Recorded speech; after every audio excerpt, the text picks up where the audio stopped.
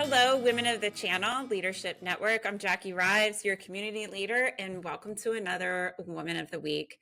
This week, I am excited to introduce you to Susan DuRoff, Worldwide Ecosystem Operations Senior Manager for BMC. Hi, Susan. Thank you so much for being here with us. Jackie, thanks for having me. Absolutely. So let's dive into those icebreakers. They're always my favorite questions. Where do you live and where did you grow up, if that's different? So I am born and raised in California. And if you're from California, you know I'm going to say Northern California because it's very important which part of California you're from. But born and raised in California, Northern California, went to school at UCLA. So I am like homegrown California girl. Oh, I love that. Who doesn't love California? I'd say, oh, I love California, but I think everyone is like, oh, such wonderful weather and so many wonderful things. It is. All right. So if you're comfortable sharing, what is a little known fact about you? So a little known fact about me is I'm a voracious reader. I love to read 40 plus books a year. I've been in a book club for same group of women for 20 plus years.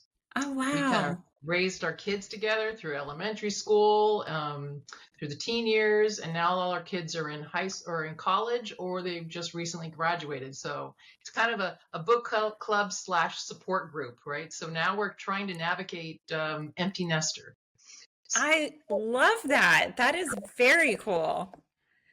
All right. Well, let's switch over to some more professional side of the interview. What is something that you've learned that you wish you knew earlier in your career? So I love this question because I have a daughter that's 24 years old. Okay. So we talk a lot about this. It's almost like I'm giving the advice that I wish I knew. And one of the things that I realized later in my career, and I have fewer years hopefully to work than I have worked behind me, right? So um, you have to define success on your own terms. Mm. We all think, especially when we're younger, everybody thinks you've got to climb the corporate ladder and you have to do, and maybe you want to, and that's fabulous. But you compare yourself to others and maybe you're not progressing. And early in my career, actually, I started with commercial insurance and I was progressing the ladder, getting more responsibility, promotions. I was about to be regional manager and transfer to Los Angeles. And I wasn't happy and it wasn't what I Mm. wanted. And so I made a pivot and went to IT in 2000 and took a job that was ISV manager. I didn't even know what that was. Didn't exist 10 years ago. And then I've been with BMC for the last 23 years. And Wow. I know, and it's kind of incredible. And I think at first I was like, oh, I need to move and I need to pivot and I need to, um, but that wasn't satisfying. And what's satisfying is individualized, right? So Mm-hmm. maybe it is that. And if that's what you want to do and take more responsibility, that's great. Do it. But maybe what's really motivates you is deeper learning, is being able to take your knowledge and get deeper expertise. And so I really think I wish I knew sooner that you should define what success is to you because it's different for everybody. That's one That thing. is such like that to me is it's such a simple statement, but it's so profound. Yeah, So I know that's going to resonate with people. I definitely wish I had heard that statement before because you're right. It is very individualized. And it is. as women, we do like to compare ourselves a lot, but just having that tucked in the back of your mind, Mhm. yeah, I mean, I I mean, love it's your that. life, right? It's your life. You get Yeah. to write your own story. And, kind of talking about work, and I'm a working parent. And one of the things I wish now in hindsight that I did not waste so much time feeling guilty. Yeah. It is a self-inflicted emotion that just made me feel bad. Yep. I was guilty I wasn't working enough. I felt guilty I was working too much. I didn't spend time with and it was that all came from me and it made me feel Hmm. bad and it no it, my kids are fine. Yep. They got through it. They're great. Work was great, but it was self-inflicted. And I really wish, especially when I talk to women working parents that are new parents, I just like, don't feel guilty. Don't. It's Yeah. such a waste. It's like I said, it's the only thing it does is makes you feel bad. And I Yep. really, I that's one agree. thing I wish I did not. That's a regret I have because I spent a lot of time kind of beating myself up for something that I couldn't help. And I did the best I could, and it was enough. And I just didn't realize it at the time. Yeah. So, Definitely resonates with me as well. I did a lot of that to myself. So I mhm, know that there are other women out there probably feeling the same way. So stop, right? Stop yeah, worrying. Stop beating yeah, yourself up. exactly. All right. So what do you do to protect your or create your work-life balance? So again, I hate the work-life balance term because there is no Mm-hmm. balance, right? It's a Sure, right? spectrum. I really feel like it's a spectrum. Sometimes you need to work more. Sometimes you need to, maybe there's obligations with your family that you need to spend more time with your family. And I think that is the first thing to recognize. And then the second, again, it's very individualized, but for me, um, I really need to set boundaries with myself. I could work 24/7 and I would never be caught up.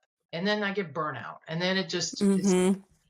so for me, it's, after a certain time, I'll glance at my emails, but I won't respond unless it's an urgent message because I learned that if I respond, then we go back and forth and then it's endless. And I do work from home. I Mm-hmm. have always, even pre-pandemic. And so I really, really need to set boundaries because where I work, you can see here, I really need to be able to turn off. And that helps protect, I guess, me. So then I'm more um, focused and motivated at work if I can set some boundaries. Yeah, I can totally relate to that. Just and I haven't always worked from home, so the challenge of adapting once I took this role, I ended up setting cue lights to go off at a certain time, like get out of the office. It's time to be done. So Yeah. I love that you put those boundaries on because you're so right. All right. What best practices do you use to manage your time? So, as I mentioned, I live in California and I have Hmm. worldwide responsibilities. So, when I wake up, I'm already behind, right? I mean, Yeah. Europe is pretty much ending their day. East Coast is, almost midday. And so my mornings are really busy and I don't have any time to think in the morning. It is just like go to Hmm. a meeting, start working. So the night before, I always make a little like, what do I need to do? Kind of a little plan. I will Hmm. admit that sometimes my plan on Monday, I don't actually finish it till Friday, but that's okay. It's just so I don't have to think about it. It's just so I can Yeah. get up, take my meetings, and then I have this like little list. I also take things in small bites. Sometimes I'm responsible for putting programs together and it's overwhelming. So it's like, okay, what am I going to do in these next 3 days? What am I going to, and taking it in small little sections helps. I also think that putting a limit, we talked about boundaries. Hmm. Um, after working 9, 10 hours, how effective am I? I'm not really that effective. I mean, I can That's work fair. longer, but I'm Yeah. not really that effective. So sometimes it's better to just stop and then just start fresh, when you are energized. And I'm more energized in the morning because that's when I've got all my meetings, but my nice Hmm. quiet time is 2 o'clock and after. So that's when I really get my to-do list done is in the afternoons. And that seems to help. Yeah, that's such great advice. I would say with me on the East Coast, it's kind of the opposite. But just I've had to make adjustments Right. for global Mhm. teams. So yeah, that's great advice. I also like that you say like bite size, like what can I do in this, and kind of set Right. yourself up for success that Right. Sunday night. Perfect. All right. I think we have time for one more. This is one of the questions I love too. What characteristics do you possess that make you an effective leader?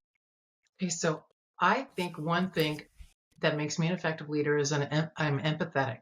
I'm an empathetic Mm-hmm. leader. And what I mean by that is, first of all, I'm an introvert. So I lean into what I do best, and that is listening to people, collaborating, getting advice. I really, from my team, I think that's one of my superpowers. If you want to say what's a superpower, I'm a really good um, hire of new talent. When I look for people to join our team, I don't want, 10 Susans. I know what I do. It's a team. So I don't like, it's a team. You don't need 10 quarterbacks, right? You need different people. So I really Yeah. look for people that complement my skills, do things better than I do. I can't do something, so I'm going to look for someone on the team. And I think that having a team, listening and being collaborative is really important. And the other thing for leadership, I think really knowing what motivates your people. If a person on my team loves to travel and they want to take one extra week there and work, go ahead. I mean, as long as they can get a hold of you, right? So what's important to the person that's working on your team? I think that's really critical, because if you can give somebody what they want that makes them happy, then they're more committed to you. They're more committed to, staying with your company, and long term, they'll give you much more than you gave them in return. So I think that for leadership, it's really empathy is kind of my style. And I think that's in listening and collaborating with my team. That is really good advice. I can't say that someone has brought that last point up before. Just, that great example of knowing what your team values, and just the whole, like, the travel is such a great example, honestly. Like, it's not always, people don't always value finance, or, Right. working from home, or, Right. just I think finding what do they value. exactly, because there's limits to money, and people don't leave. I really think people don't leave companies just for money. It is how if they Right. feel appreciated and cared for, and especially I will say with workers that I are team members that I have that are younger. Really, I must say they are much better at work-life balance and Yeah. finding like what is important to them. It's not 80 hours in the office all the time. Sometimes it's like, how can I make work with my life? And if I can figure that out, then I've got and you have to know your people. You really have to know them and know their values, and then you can have a strong long-term team. Yeah, and I think you're finding success with your superpower of listening. Like, Yes, that is it right there. Because sometimes people don't even know how to convey, or feel awkward about conveying it. But if you're a really good listener, you're able to pick up on those things that, you can kind of see what people value just from their reaction. exactly. Ah, it was so great talking to you, Susan. And I'm so excited that we're celebrating you as our Woman of the Week. So thank you so much for sharing some of your story with us. All right, thanks, Jackie. Appreciate it. Absolutely. All right, Women of the Channel Leadership Network. Susan, give her some, comments and feedback, and share with her your insights as well. And until next time, happy Wednesday.